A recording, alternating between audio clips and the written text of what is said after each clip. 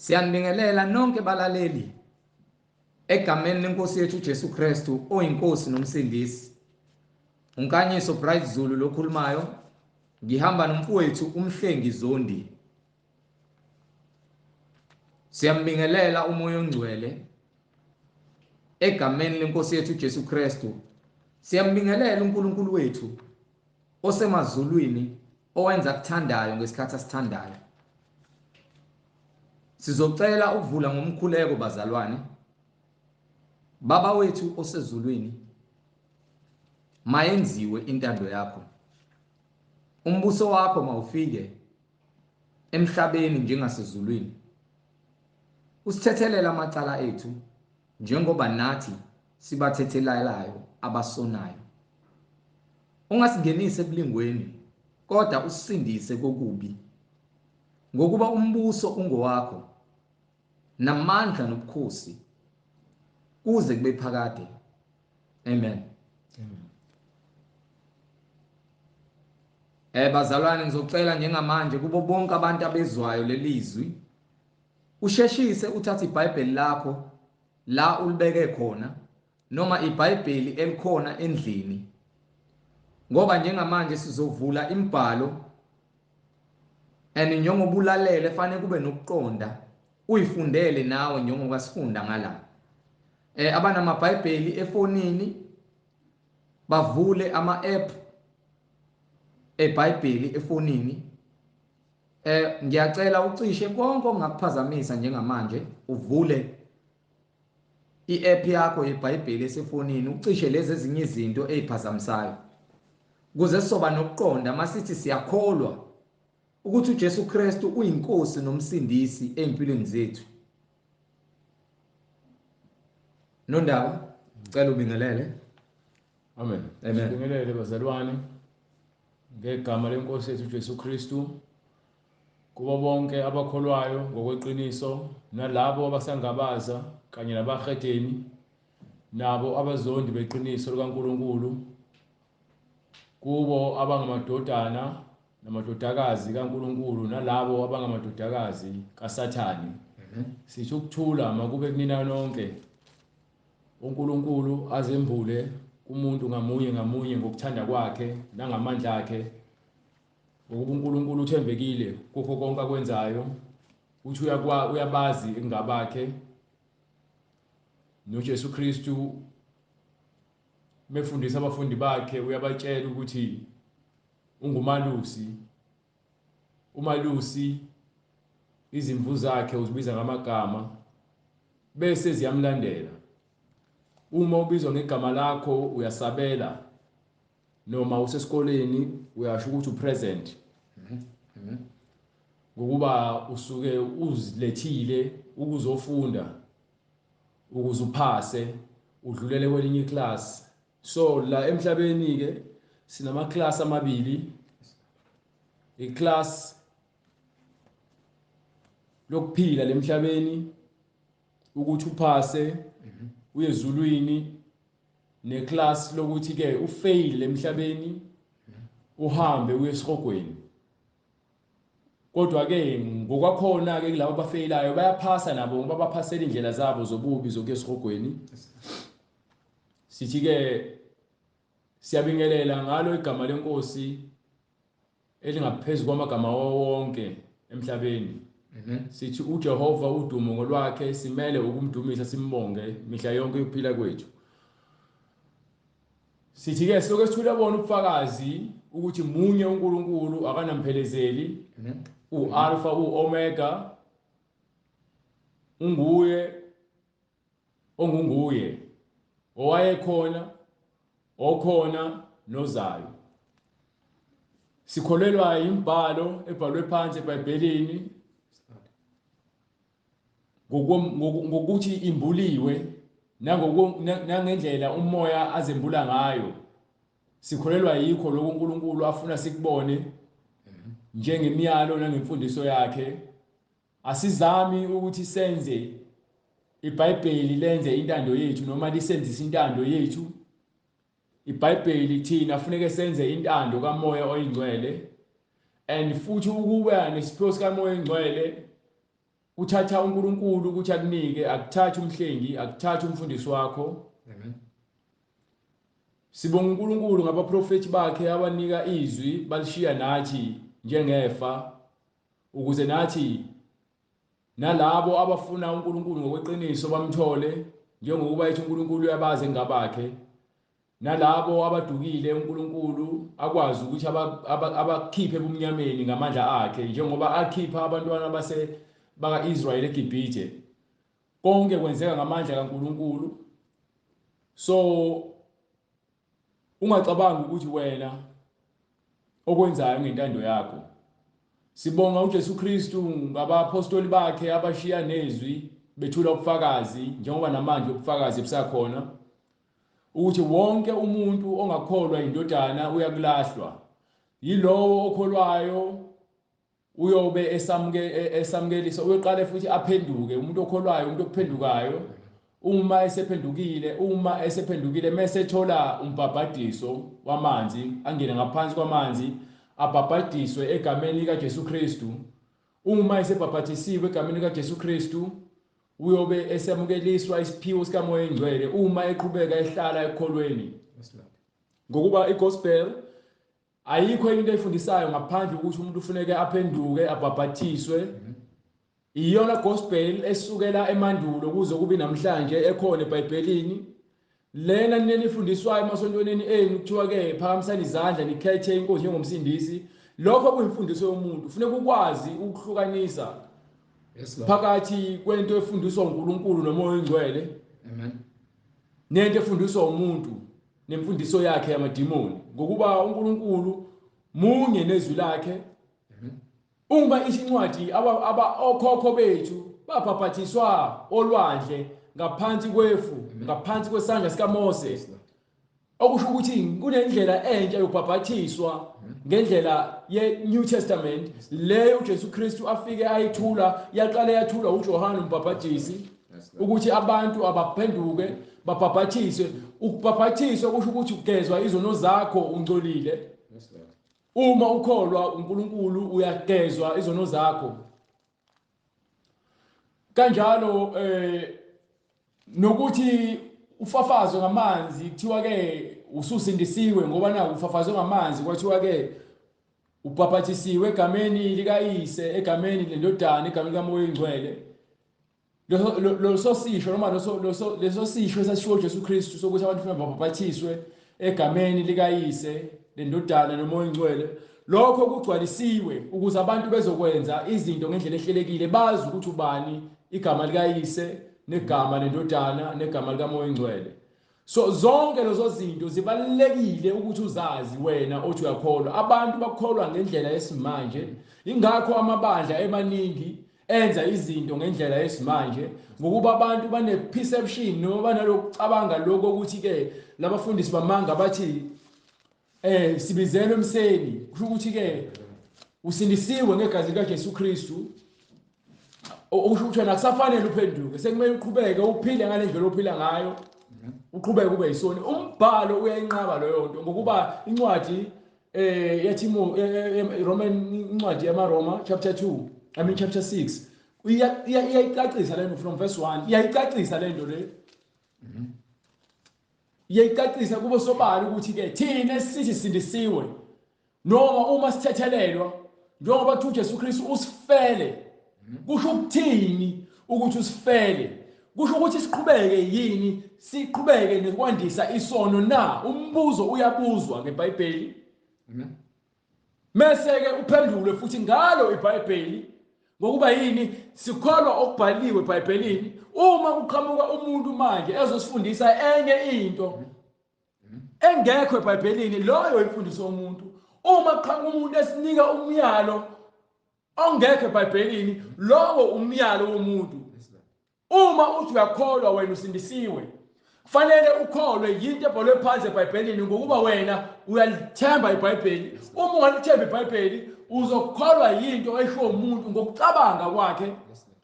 Noma ngabe uthi umfundisi okuyela esikoleni ukufundisa azokutshela ngento ayicabangayo ayithathe encwadini engekho eBhayibhelini, lo ncwadi leyo ngeke ize ngiyithathe mina ngoba iphambene nemfundiso engcwele enobulungiswa kumele siyilandele. ithini incwadi?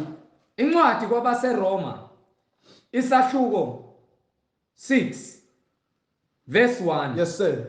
Ngakho siyakuthini na? Sihlale esonweni ukuze kuvame umusa na? Kuyenzeka ukuthi uma kuthiwe ke uyaxolelwa.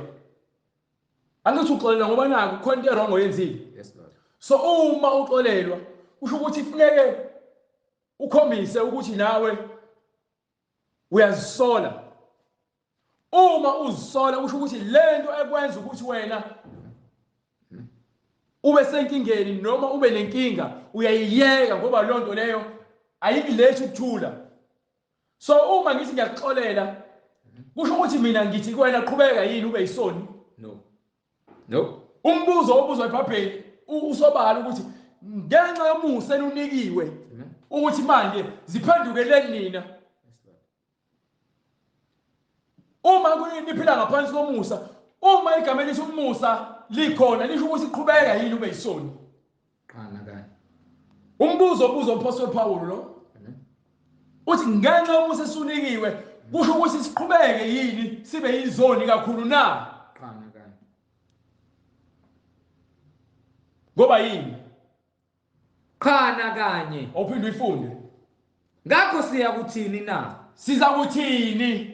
Sihlale esonweni Sizoqhubeka yini sibe yizoni ukuze kuvame umusa ukuze umusa angijabona ukuze manje umusa kufanele uhlale yini endaweni errong? Qana kanye. Cha, Thina esafa uma ke wafa maqondana nesono wafa mayelana iyona ngiphinde ngicacisele inyama lo phila kuyona iyona lethanda isono. Inyama le uNkulunkulu ayakha enhlabathini iyona lethanda isono. Akubona umzimba wakho wonke kodwa inhliziyo yakho.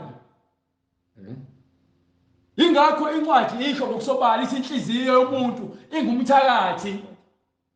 Ubani ongayazi? Yilo owayakha uyayazi ukuthi inhliziyo yakho ingumthakathi. Jehova, haleluya.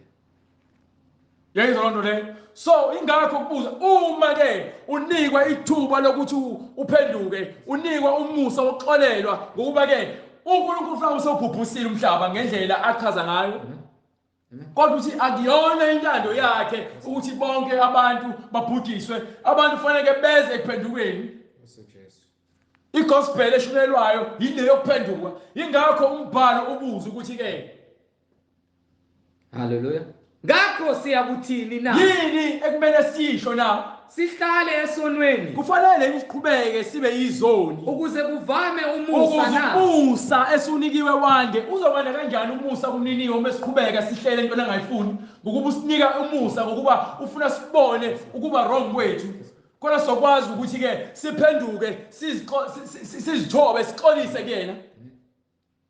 Qhana kanye Kusho umusa isincwadi qhana kanye. Thina esafa maqondana nesono. Uma ke ufile maqondana nesono le nyama lophila kuyona ekwenza ukuthi wena ube yisoni, Singabuye sihambe kanjani kuso na? ungaphinde futhi uzenze kanjani izinto zenyama eziqhatha nomusa? Uzozenzelani? Ngoba phela uma nithi nina nisindisiwe,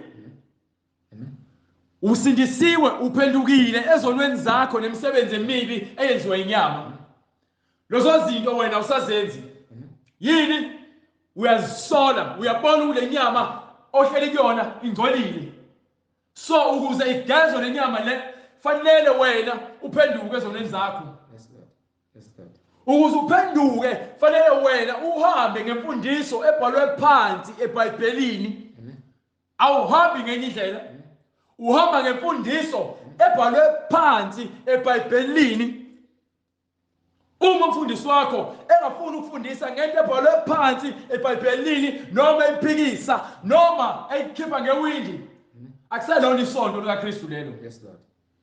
Akuselona ibandla likaKristu lelo. Sekuyibandla lomtsinsi wokuzimilela. Yes Lord. Yes Lord. Isonto lemidlwembe. Amen. Isonto labantu abalahliweyo. Yes Lord. Amen. Yenzonto leyo. Thina esafa maqondana nesono. Uma ke sophumile esonweni, Singabuye sihambe kanjani kuso na? kwenzeka kanjani ukuthi ke uthi usindisiwe kodwa still wenza izinto eziyisono? Kumbe kanti anazi yini ukuthi Nayi into ekumele niyazi. kumbe anazi yini ukuthi sonke Bonke esabhaphathiselwa abantu ababhaphathiselwa ke uKristu kuKristu Jesu bafanayo ebhaphathisweni. zabhaphathiselwa kukho ukufa kwakhe na? Babhaphathiselwe kukho ukufa kukaKristu. Akusho ukuthi uma ufela kuKristu imisebenzi yenyama yonke ekungcola uyishiya phansi. Yes Lord. Hallelujah. Uma uyishiya phansi usuzele kabusha ke kusho kona uzala kabusha lokho ngoba usuholwa umoya. Yes Lord. Ongiphe incwadi yamaRoma chapter 8. Hallelujah. Ngifuna ukuqala pha verse 4. Hallelujah. Incwadi kwabaseRoma isahluko 8 Noma qala from verse 3. verse 3. Yes sir. Ngokuba lokho okwehlula umthetho Lokhu okuhlula umthetho ngokuba ungenamandla ngenxa yenyama. umthetho awuzange uze ukwazi ukuba namandla ngenxa yenyama. Yini? Ngokuba ke lezinto ababezenza zokuhlaba zazakwazi ukuthi zibageze forever noma zibenze babe msulwa forever ngokuba igazi lezilwane langagcwele langaphelele ukuthi bona babe msulwa ngokuba babeqhubeka bone ukuthi njalo unyaka nonyaka kufuneke bona bahlatshelwe ngoba ngisho umuntu owayebekiwe ongumfundisi naye kwakumele agezwe. Yini? Ngoba nawo ungcolile. Kodwa uNkulunkulu wathumela umuntu omsulwa azokuba isihlabelo sangona phakade ozokwazi ukukhulula abantu ngaphansi komthetho wokuthi baloke behlaba uNkulunkulu bexolisa ngoba lelo gazi alanele. So manje sekumele kube nendlela entsha. Lelo gazi lelo uNkulunkulu alithumela ngokuthi alethe imvu noma iwundlu. Indodana yakhe yodwa ukuphela kwayo ukuba kube yiyona ezosigeza ngokuba vele kwaseqaleni before kwakhiwa umhlaba uNkulunkulu wayesazi ukuthi ke indodana yakhe izwe ulakhela yona ukuze bese iletha abakhombisa abantu ukuthi ke ubaba ufuna siphile kanje. Ubaba umhlaba wawakhela mina ukuthi ngibe inkosana ukuze nginikhombise ukuthi ubulungiswa into enjani. Lalela kuyona incwadi le hambe kwincwadi yamaHebheru chapter 1.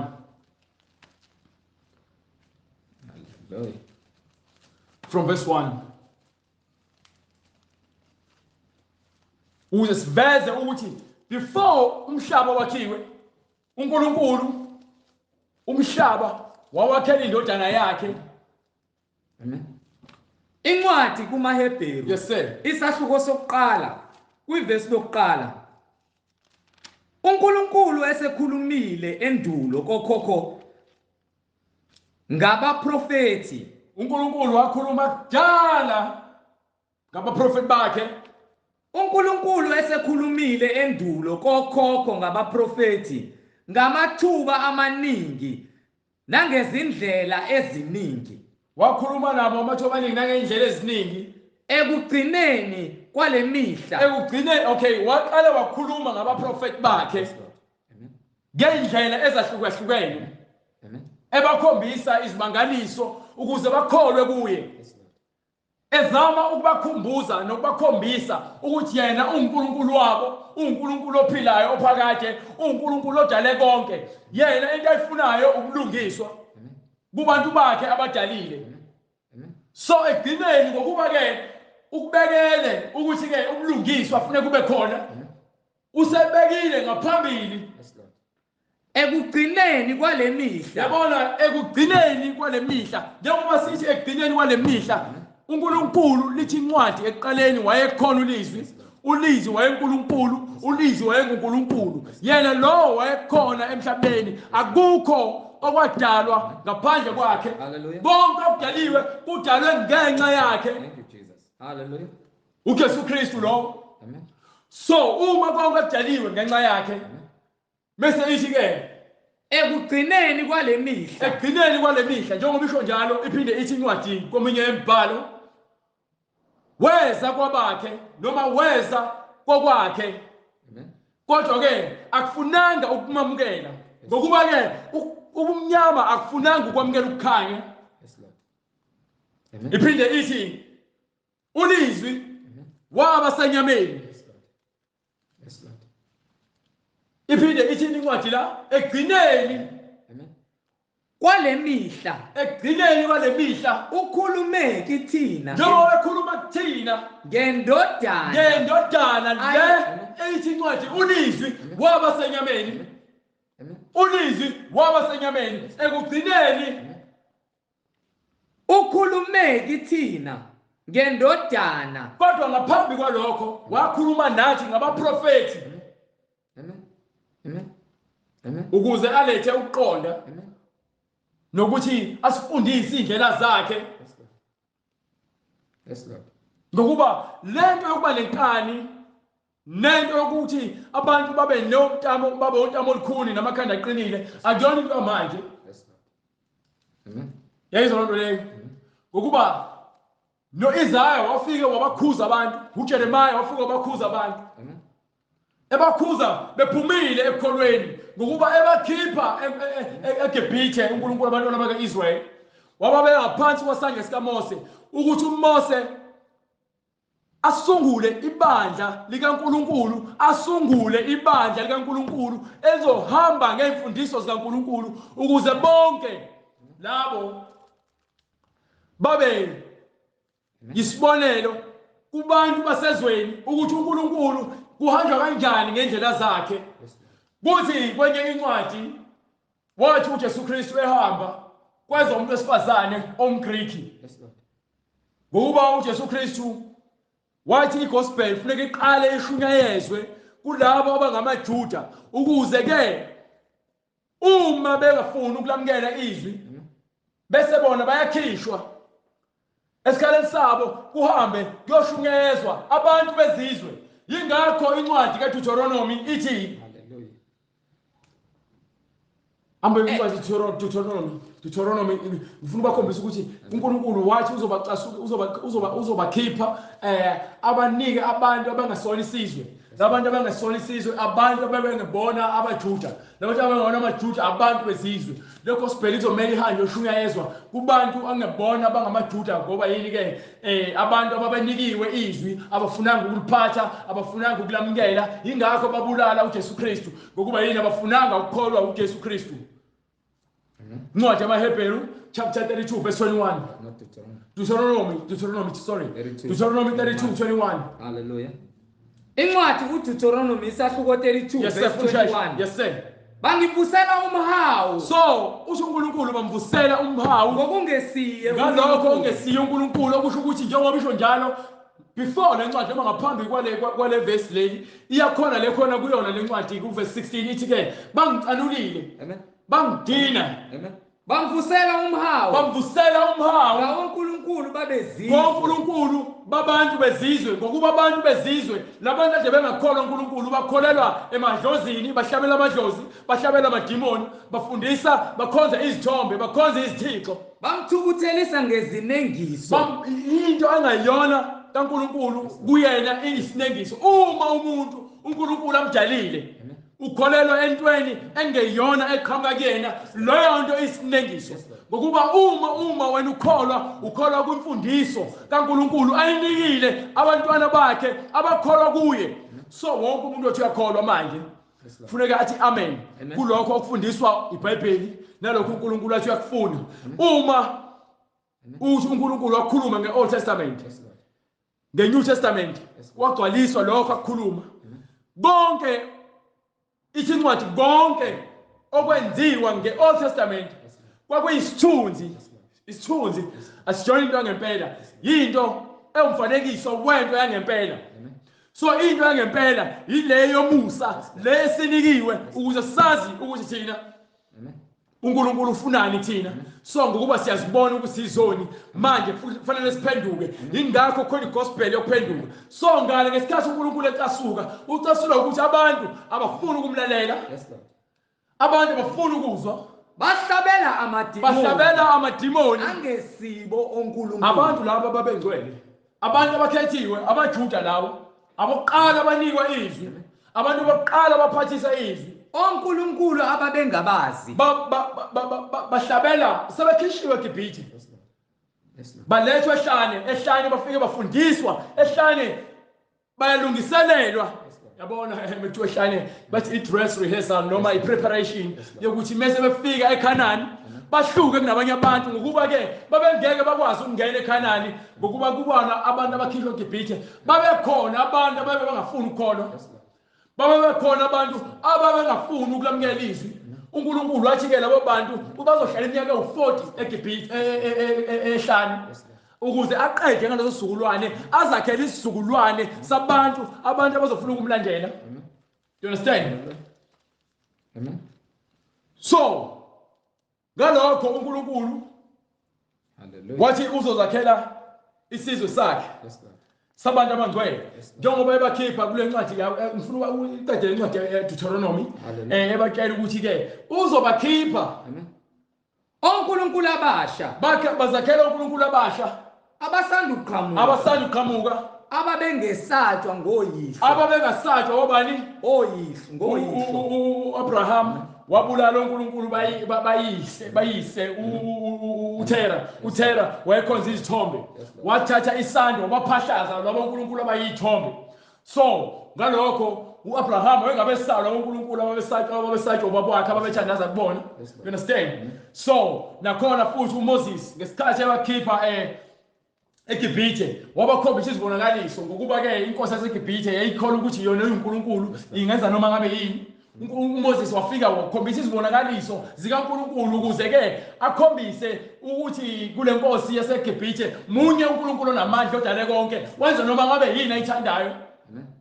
Wabalethela ukugula wabalethela ukufa ukuze ke akhiphe abantwana bakaIsrael ngesandla esiphakeme sikaNkulunkulu eGibhithe. Thebe sebakhiphile uma sebekehlane labo babengafuni ukuzwa izwi uNkulunkulu wabakhipha.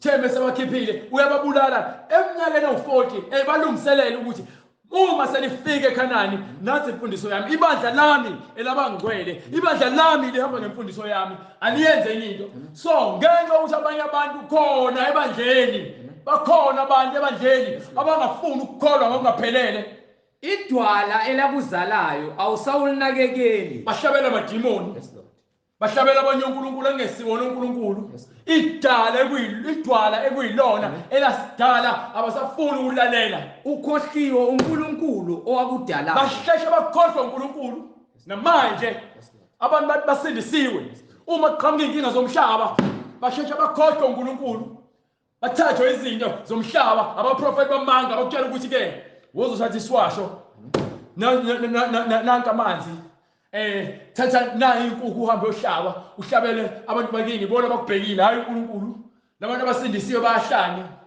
ingakho behlupheka yabona umuntu okucela ukuthi umuntu osindisiwe ehlupheka ngoba kanamali lo muntu uyisilima ngokuba ke ingcebo uyibekele emhlabeni ingcebo yethu ayikho emhlabeni ingcebo yethu ayikho emhlabeni sezulwini. So uma incwadi Deuteronomy chapter 32 verse 21 ithi manje haleluya bangivusela umhawu ngalokho ngalesa senzo lesi sokuthi abantu bakuhlabela amadimoni benzani bangivusela umhawu ngenxa yokuthi ke abantu bakhonza izithixo noNkulunkulu abathathu benzani bangivusela umhawu ngokungesiye uNkulunkulu ngenxa yokuthi abantu babiza abantu abangasekho ngoNkulunkulu babo benzani bangivusela umhawu ngokungesiye uNkulunkulu ngenxa yokuthi abantu bafundisa imiyalo yabantu bayenze imiyalo yokuphila bangayifuni ukuthatha imiyalo kaNkulunkulu benzani bangivusela umhawu ngokungesiye uNkulunkulu yonke into ebhalwe phansi eBhayibhelini inesizathu uma ungambulelwanga umoya engcwele suka kwipulpit uma unganikwanga uNkulunkulu uma ungathunywanga uNkulunkulu suka kwipulpit Ngokuba yini uzoholela abantu bakaNkulunkulu ekufeni ngemfundiso yamanga ngenxa yokuthi ke nina nifundisela inzuzo, nifundiswa abantu ngeBhayibheli, hayi nifundiswa ngomoya ingcwele. Bangithukuthelise ngamaze abo. Nithukuthelisa uNkulunkulu ngalento yenu eyize leze. Le mfundiso yenu eyimfeketho. Imfundiso ukuthi abantu kufanele bageze izandla before badle. Yona into ebalulekile kunina le. Ukuthi ke abantu ke kufanele banikele, bayakweleta uma benganikelanga. Imfundiso yomuntu leyo. uNkulunkulu uthi ke unikela ngomusa ngalokho nako. Ngiyakubavusela umhawu. Ngokuba ke labantu abanikiwe izwi bakaJuda abafunanga ukwamukela nokuphila ngezwi nokulandela imfundiso engcwele, wathi uNkulunkulu ke ngizonivusela umhawu Ngabangesiso isizwe. ngalabo abangesona isizwe sakhe azakhele yena, isizwe sika-Israyeli asikhethile. Wasikhetha ku-Abraham ngokuba wathi ku-Abraham, hamba la uphume kini uye ezweni engizakukhombisa lona. Wafika amkhombisa wathi leli lizwe leli yilona zwe leli engizokunika lona, kuyokuba ifa lakho, kuyokuba ifa lesizukulwane sakho. Isizukulwane sakho siyakwanda sibe siningi, sibe nangeenkanyezi zezulu, sibe siningi, sibe ngangehlabathi zolwandle. Ngibathukuthelise ngesizwe esiyisiwula. Isizwe sisibula yilabantu abangenayo uNkulunkulu, yilabantu abaphila ezweni, abahamba ngezikete ezincane, ababulala abantu, abaqamba amanga, abaphila efebeni, yilabantu laba abayibula. Uma uNkulunkulu etshumayelwa izwi lakhe uthinteke wena, ubuya uza ekhanyeni, wena uthi uNkulunkulu ke uthukuthelisa labo abanika izwi bokuqala abangamaJuda abangafunanga ukulamukela. So uma bebona abantu bephenduka beza kuNkulunkulu, beza ngokukholwa, labo bantu labo baphila kuphi kuNkulunkulu, baphila ngezwi. So labo bantu ade beyibula sebephendulwe abantu baba ke ingxenye yomndeni kaNkulunkulu, isizwe sika-Israyeli. Uma uyisizwe sika-Israyeli akusho ukuthi umJuda ngokwenyama. Uma uyisizwe sika-Abraham akusho ukuthi ke uyisizwe sika-Abraham ngokwenyama. Uyisizwe sika-Abraham ngokukholwa yizwi, ngokuba izwi ithi incwadi ke olungileyo kufanele aphile ngokukholwa. So uma wena ukholwa yizwi lokulunga, uma ukholwa yizwi lokusindiswa, wena usumunye noNkulunkulu. Usumunye, uphuza kwinkomishi yinye namaJuda lawo enyama asokile ngokwenhliziyo, ukuba ukusoka ngokwenyama akunamsebenzi. Kusiza ngani ujabulela ukuthi usoke ngokwenyama kodwa ke ngokwenhliziyo ungcolile? Yenzo lonto leyo. So uma ke uNkulunkulu uzobathukuthelisa, igospel kufanele iqale ishunyelwe kuba Greek, kuba Juda, before ikhishwe ihanjiswe kulabo bezizwe. Ngesikhathi ke uJesu Kristu ehamba, umuntu wesifazane athi Jesu ndodana kaDavide, umuntu wesifazane uzothi ke ngicela uzongilaphela indodakazi yami iyagula, igcwele amadimoni. Athi uJesu Kristu akufanele ngithathe ukudla kwezingane ngikunike izinja. Ngenxa ukuthi ke ama-Greek nabantu bezizwe babengekho ngaphansi kwesizwe sikaNkulunkulu, uJesu Kristu uthi kubona ke bayizinja. Ngokuba ke kufanele kuqale kunikwe isinkwa, kunikwe laba abayingane, bayingane ngokukholwa. So uma bengakholwa kufanele kuthatheke lesinkwa siyonikwa abantu laba abayizinja ukuze nabo bafidwe, babone ukuthi ke uNkulunkulu uyabathanda, baphenduke babe ingane zikaNkulunkulu. You understand? So ngalokho uJesu Kristu ethi ke akufanele uthathe isinkwa sezingane sinikwe izinja. Athi umuntu wesifazane ngempela akufanele, kodwa ke izinja zidla izinsalelo zalokho kuwetafuleni. Athi uJesu Kristu ngokukholwa kwakho hamba umuntu wesifazane, ingane yakhe iluleme. Ukukholwa kuphela okuletha umuntu ekusindisweni. Ukukholwa kuphela okuletha umuntu ekusindisweni. Ngalo sosisho leso kusho ukuthi ke imfundiso uJesu Kristu waqala inika abaJuda ukuthi ke bakholwe, ngokuba uma bengakholwa ke lokho kusele kuzonikwa labo bezizwe. Labo bezizwe uma bekholwa bona bazothathwa ke baxhunywe njengamagatsha babe uhlobo olulodwa. Ngokukholwa hayi ngenyama. Ngokuba ke incwadi yakutshela ukuthi ke uNkulunkulu udale izizwe zonke eziningi ezigcwele umhlaba ngagazi linye. Yes Lord. Hallelujah. Umbala wesikhumba sakho awusho lutho. Ukukholwa kwakho okuletha ubulungiswa Amen. ngokuba umJuda Yes, Lord. umGriki Yes, Lord. akubalelwe Amen. inhliziyo yomuntu nokukholwa kwakhe okubalelwayo Yes, Lord. nokulandela imfundiso engcwele. Do you understand? So uma ke sifundisa ngayo yonke lento sizama ukuntshela ukuthi ke imfundiso Amen. lalela kwencwadi yamaRoma chapter 2 Hallelujah. Chapter 3 chapter 3 from verse 1 khona kumele sibakhombise yona before siqhubeke ngokuba sifuna ukubakhombisa ukuthi yebo abaJuda babenikiwe imfundiso njengoba isho incwadi uDeuteronomy uthi uNkulunkulu uzobathukuthelisa ngalobo abangesona isizwe. Ukhuluma ngabantu abangabona abamaJuda, abantu abaqhama ngaphandle ekumele bafundiswe lemfundiso. Uma bekholelwa yiyona nabo sebebalwa kanye nabo bonke abantu abakholwayo abayinzalo uAbraham ngokukholwa ngokuba uAbraham wakholwa, uNoah wakholwa, uIsaac wakholwa, uIsrael wakholwa, uJuda wakholwa, uDavide wakholwa. Incwadi kwabaseRoma isahluko sesithathu verse 1. Yebo. Ngalokho kuyini umJuda adlula abanye ngakho na? Yayizolonda la isincwadi. Yini umJuda ngcono ngayo kunabanye abantu na? Iphinde ithini? Kukho ukusoka. Yini ukusoka ukusika ijwabu nje kuphela? Kunokusiza kuni na? Yini engakusiza ngayo ukusoka uma inhliziyo yakho ingakholwa? Amen. Ngoba ukusika ijwabu umsebenzi wenyama njengokuba ngoba uNkulunkulu wenza isivumelwano noAbraham ukuthi ke amadodana akho uma uzela indodana uzoyisika ngaphambili. So isivumelwano sokuchitha igazi leso. Yes, Lord. Uma sekukhona uMose esebakhipha eGibhithe usenze isivumelwano ukuthi nizobulala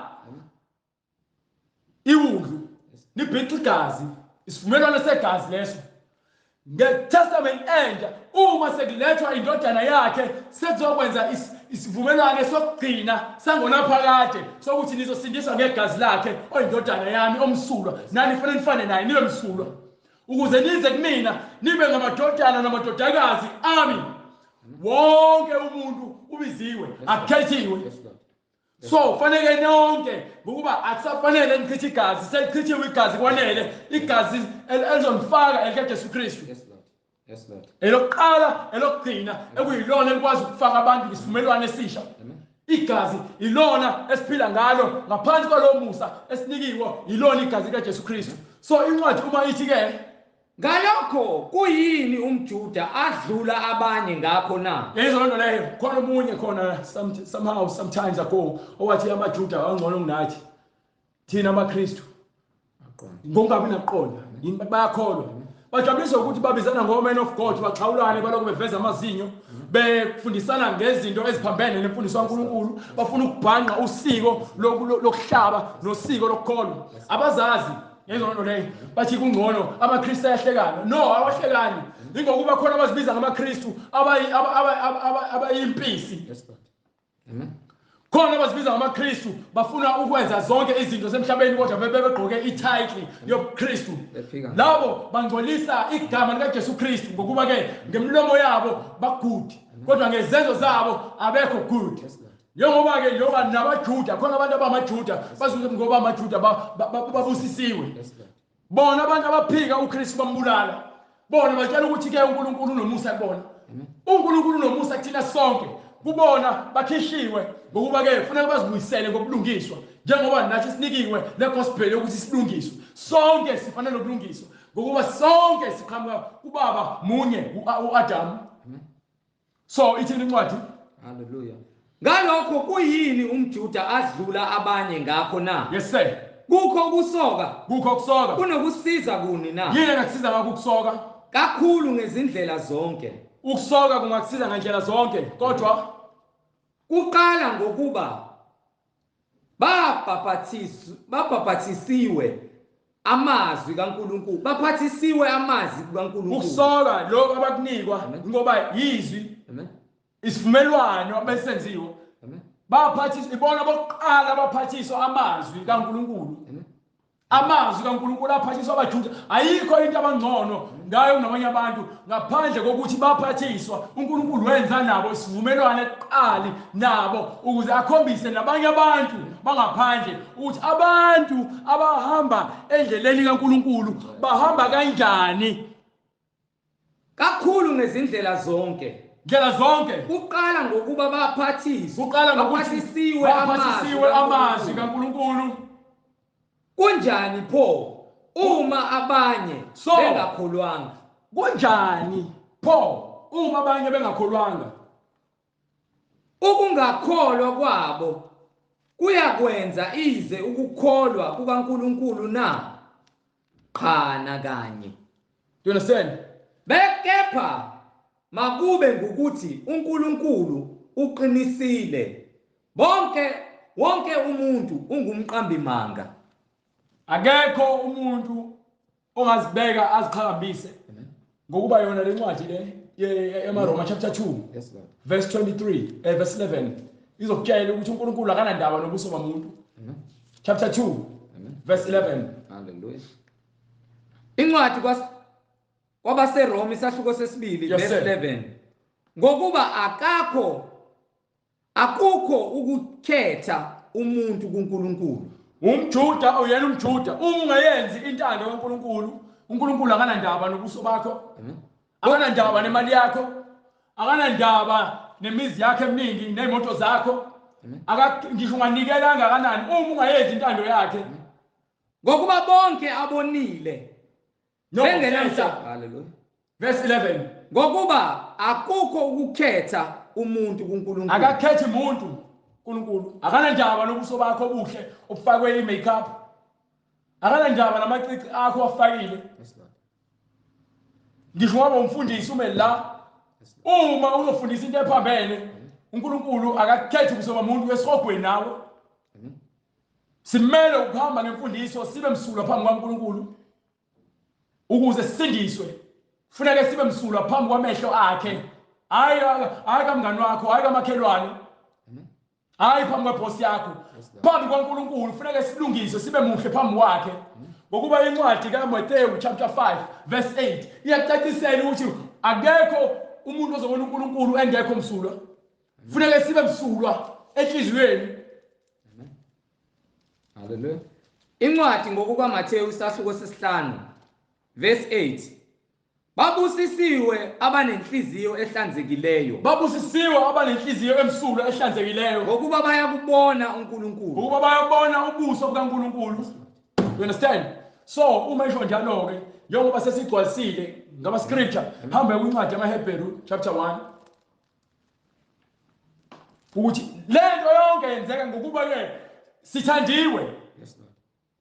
Nento sizama ukuyiveza ukuthi konke okwakhiwe kwakhelwa yena uNkulunkulu.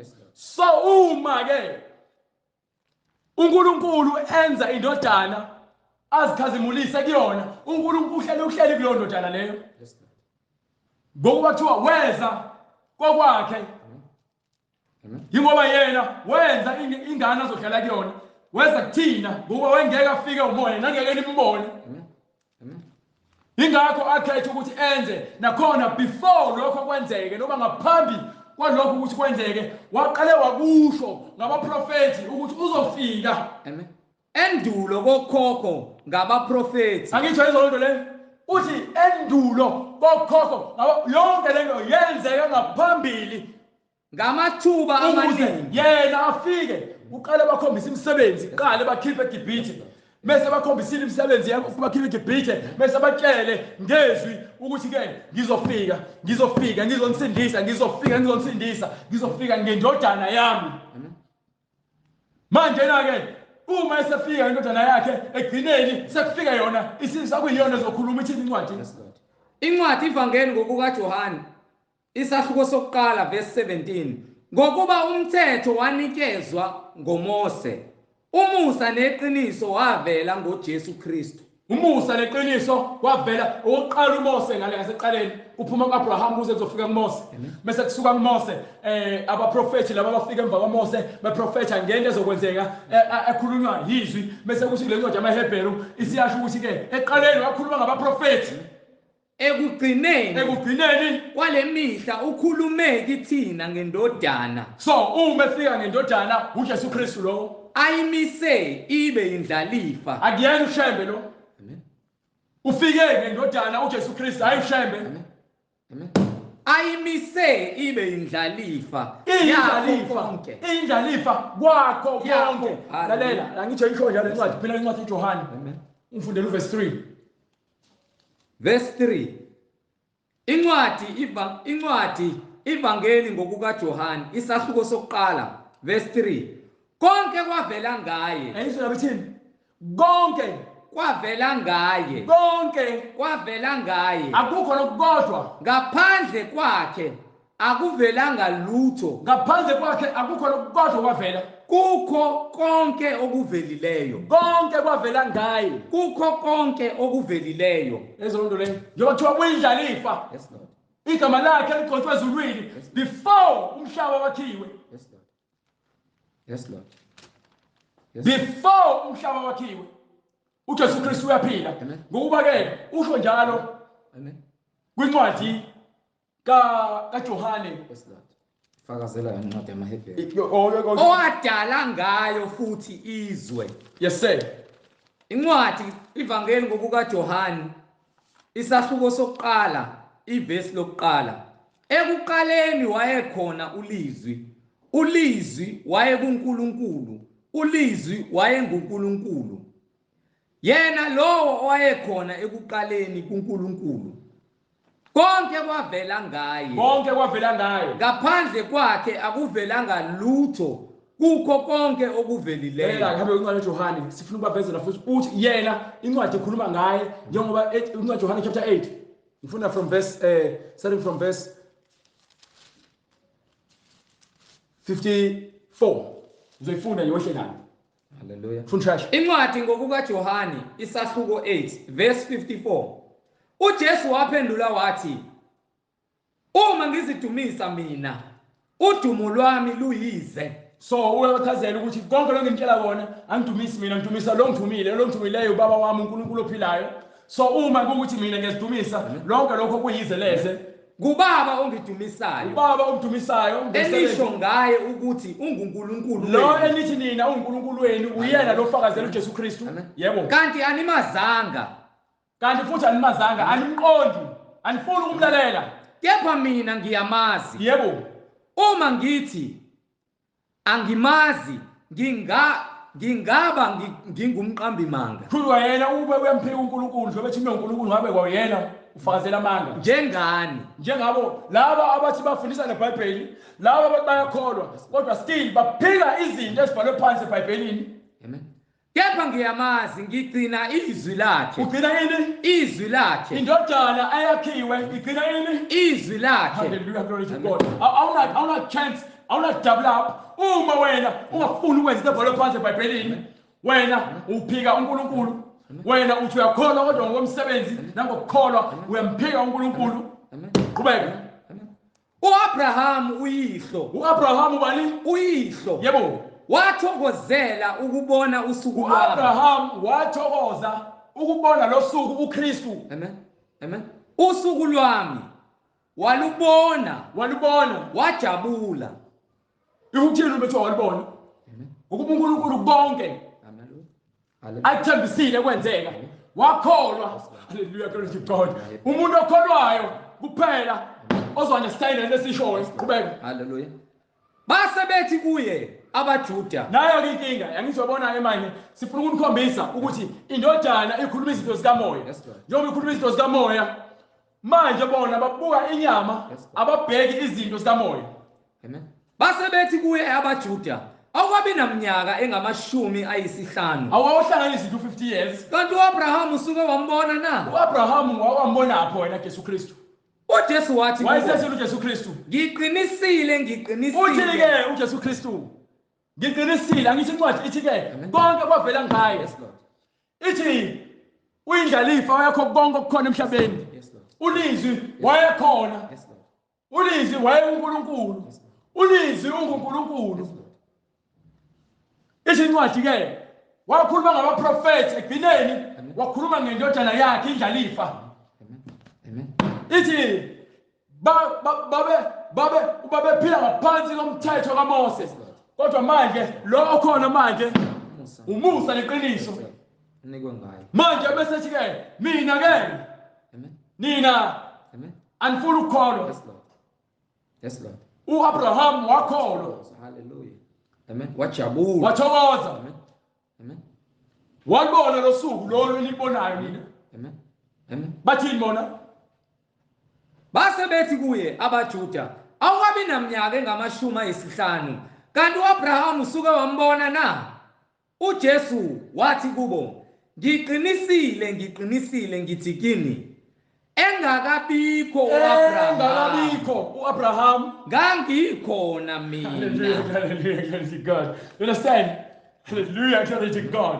Izinto zikamoya uJesu Kristu uthi ngaphambi kokusakala komhlaba ngikhona mina.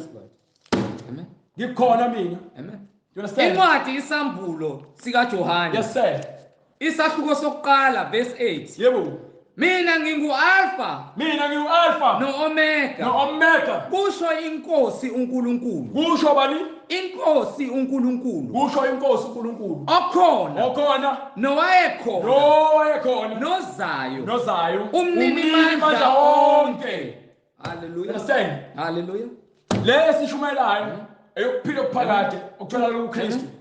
You understand? uJesu wathi kubo, ngiqinisile ngithi kini. Ngiqinisile ngithi kini. Engakabikho uAbraham. Ngangikhona mina. You understand? Base bethatha amatshe ukuba bamkhande. Ngeke ungafuna ukukholwa kwabo, angijazi abafowabo abaJuda lapho. Amen. Uyabafundisa indlela yokuphila. Uyabatshela ukuthi yena kule incwadi ekhuluma ngayo. Abafuna ukukholwa benzani? Bafuna ukumbulala. uAbel wanikela umhlabelo kuNkulunkulu ngokukholwa. Wahlabela onikela umhlabelo omuhle phambi kaNkulunkulu. Wathokoza.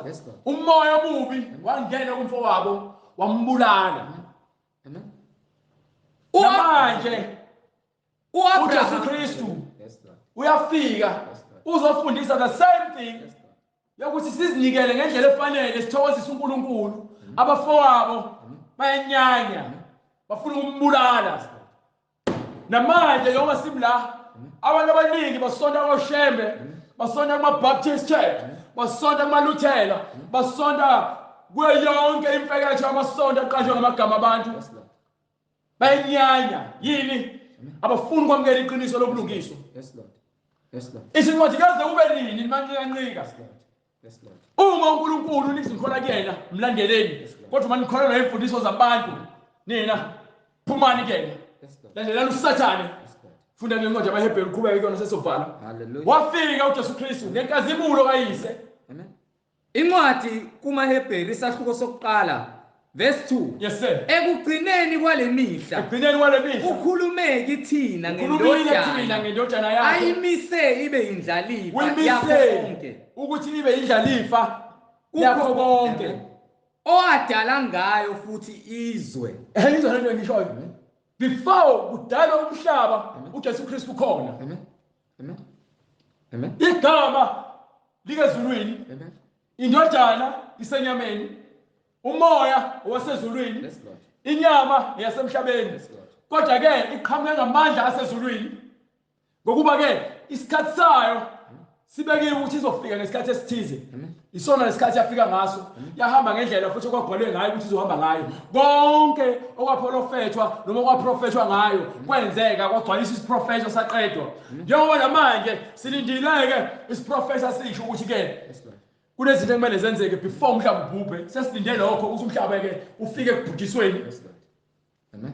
Uma wena uphilela ukuthi ke usazobona abantu bakini ezulwini noma uyobona amadlozi akini noma umndeni nibuye kubantu bakini ayikho lonto umuntu wakini akekho.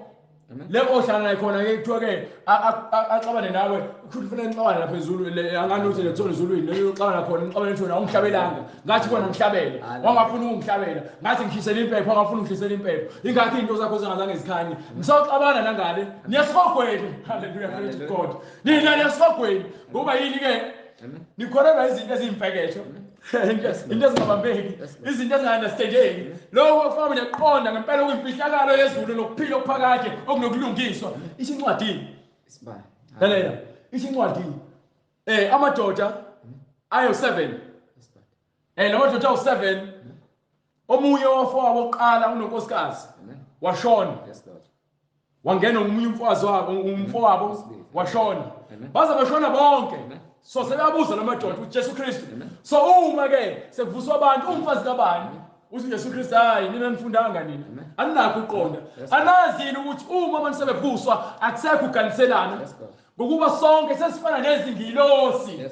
Hallelujah, hallelujah, glory to God. Sifana nezingilosi kuNkulunkulu. Akukho umuntu ozobashadisana ngale ukuthi yena sofa silahlane sohlangana ezulwini siqhubeke sithandane. Ayikho loo nto leyo. Imfundiso yomuntu le ayikho loo nto le. Yazi inhliziyo ingumkhohlisi. Yes Lord. Ngaphezu kwakho konke ingumthakathi. Hallelujah. Ikela izinto ezifisayo kodwa manje akuzona. Wena ufuna ukuza umoya engcwele ukuze uzokwazi okuyikhona. Ungafuni ukuza umoya engcwele ulahlekile. Ngokuba sonke sifiziwe. Yes Lord. Ziningi izifanekiso ezikhona eBhayibhelini sizofundisa ngazo. Sintshele ubukhulu bukaNkulunkulu ngoba uNkulunkulu mkhulu kunalento oyicabangayo wena. Umuntu ecasuka athi kwenziwa yini pha uNkulunkulu athatha umama nobaba. Uthi uNkulunkulu ke uNkulunkulu obulalayo, uNkulunkulu ophilisayo. Wenza noma ngabe yini ayithandayo. Yes Lord. Uma ukholelwa kena uphila kena uzo-understand ukuthi wena uNkulunkulu uyabulala ngoba nawe usazofa. Ukuphatheka kwakho kabi ngoNkulunkulu umzonde ungafuni ukumlalela akwenzi ukuthi wena uNkulunkulu mhlawumbe akuzwele ukuthi uzo-understand ukuthi wathatha ubaba wakho noma uma wakho noma umfowenu noma wathatha uma wakho usazokufaka ezulwini ngoba wena wahamba wofeba wophuza woqamba amanga wontshontsha wenza zonke izinto ezikhohlakala uzwa esihogweni ngoba ufuna ukuzwa umhlaba kaNkulunkulu nakho konke ophakathi ukhala istathulo sakhe. Amen. Hallelujah. So uma ungafuni ukuze kuphendukeni wena esihogweni wena angendaba nokuthi ulento uyizwa kabuhlungu kanjani. Funa kuyamkele ngokuba iqiniso liletha ukukhanya nokuphila okuphakade. Amen. Yenza lento leyo. So akukho ukubonisana noNkulunkulu akukho futhi ukuthi ngathi ke mhlawumbe uNkulunkulu uya-understanda. Understand njengoba kuthiwa ke ninikelwe umusa ukuze nibone ubunqunu benu nize nigqokise ngeqiniso nize ebulungisweni kwemphefumulo yenu ukuze nikwazi ukuthi nibone uNkulunkulu ngokuba ke ihlilo incwadi kaMathewu uthi ke babusisiwe abamsulwa enhliziyweni ngoba bazombona uNkulunkulu. Babusisiwe abomiwe nabalambele ukulunga ngokuba ke bazosuthiswa. Uma zonke lezi zinto wena ungazilambele ungazifuni ungekho msulwa wena uyesihogweni. Na yonke imisebenzi yakho yenyama yokungcola wena uyesihogweni. Akusho ukuthi esihogweni uyovula nogogo wakho noma umkhulu wakho bakuzwele. Amen. Sisindiseni bayikhalela. Uthini incwadi yaPetru? Incwadi izenzo isahluko sesibili verse 38. uPetru wayesethi phendukani. Yayizwa loo nto leyo. Ishilo incwadi. uPetru wayesethi phendukani. Usho uJesu Kristu ke phendukani ngokuba umbuso wezulu ususondele. uJohane uMbhaphathizi uthi phendukani ngokuba umbuso wezulu ususondele. Manje na ke senitshelwa ngapha kuthiwa ke phendukani yilo nalowo abhaphathizwe kufanele babhathiswe kulo igama lika Jesu Kristu. Kukho ukuthethelelwa kwezono ukuze uthethelele izono zakho khona niyakwamukeliswa. uyobe sewamkeliswa uyobe sewuphiwa noma unikwa mahala isiphiwo sikamoya oyingcwele ukuba lesithembiso ngokuba isithembiso ngesenu nesabantwana benu esabo bonke abakude bonke inkosi uNkulunkulu wethu eyakubabiza. Waqhubeka wanezezela wafakaza nangamanye amagama wabayala wathi zisindiseni kulesizukulwane esiphambeneyo. Zisindiseni kulesizukulwane esiphambeneyo. Amen. Hallelujah. Baba egameni lenkosi yethu Jesu Kristu uNkulunkulu onamandla siyalibonga izwi lakho Nkosi. Intando yakho mayenziwe emhlabeni njengasezulwini. izwi lakho Nkosi kube yiloyo naloyo olizwayo njengamanje lingene ngaphakathi kuyena. Wena Nkosi abantu bonke badalwe nguwe. Ukhulume nesidalwa sakho umuntu. Ngoba babuya asho nasezwini lakho ukuba izwi mulizwa namhlanje ungaqinisi inhliziyo yakho. Vumela uNkulunkulu athathe indawo ngaphakathi kuwe. Akulungise. Ubhabhathiswe mfowethu dadewethu. Uphenduke ubhabhathiswe egameni lenkosi yethu Jesu Kristu. Kukho ukuthethelelwa kwezono zethu. Ulinde isiphiwo sikaMoya oNgcwele uhlezi uthembekile. Manje naphakade. Amen. Amen. Sibonge bazalwane. Siyazi ukuthi intshumayelo iyinkinga ngokuba sikuvezela konke okufanele ukubone. Asiplani kusothini ngokuba uNkulunkulu asitshela ukuthi singaplani uyena ukusikhombisa. Kuyobe sekukhuluma yena.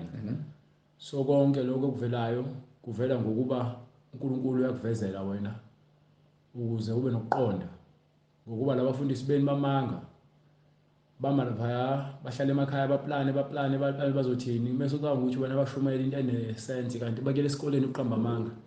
Abafundisi abaningi bakele esikoleni uqamba amanga bathola icertificate zokuba abafundisi bamanga. So akekho futhi umfundisi ongangijikisa lento engishoyo ngoba ibhalwe phansi. Nawe ubufakazi uma ukuthi uyalifunda iBhayibheli uzobona ukuthi yonke into ibalansiswe phansi. Ngoba ayikho into esisho ngokucabanga kwethu kodwa konke sichaza ukubhalwe phansi ukuze kube nakuwena khona uqonda ukuze wazi ukuthi ukholelwani ukholelwa kimi. So unikiwe isikhathi namanje ukuthi ke uzifundele ungathathi kade uze uphuthelwe umusa. Sibonga umusa weNkosi. So shiya imininingwane kulabo abafuna ukubhabhathiswa nalabo abanembuzo ephathelene neBhayibheli. Siya nemininingwane yokutholakala kwethu kukho konke. Amen. Amen. Socela bazalwane usheshise uthathe ipeni ufuna inamba nemininingwane. Inamba zoyibiza ithi 066 566 9245. So iphindi inamba 066 566 9245. Siyatholakala na ku-email address. Mufuna i-email address ngiyayibiza i-email address izwilenkosi.ujesukristu@gmail.com. Ngizoyiphindi i-email address izwilenkosi.ujesukristu@gmail.com. Siyatholakala na ku YouTube. Intshumayelo ziyatholakala ngokuphelela kwazo. Mutype ku YouTube usubscribe uzobe usufollowisha. Mu searcha uthi izwi lenkosi uJesu Kristu ku YouTube. Muthi nje search ku YouTube musu type ukuthi izwi lenkosi uJesu Kristu uzobe usuyithola intshumayelo. Siyatholakala na ku Instagram. Mu type ku Instagram uthi izwi lenkosi uJesu Kristu uzobe usufollowisha ku Instagram izwi lenkosi uJesu Kristu uzobe usithola ku Instagram. uJesu Kristu inkosi nomsindisi ezimpilweni zethu manje kuze kube phakade naphakade. Amen. Sibonge bazalwane siphinde sibona nokuzayo uma inkosi ivumile. Amen. Amen.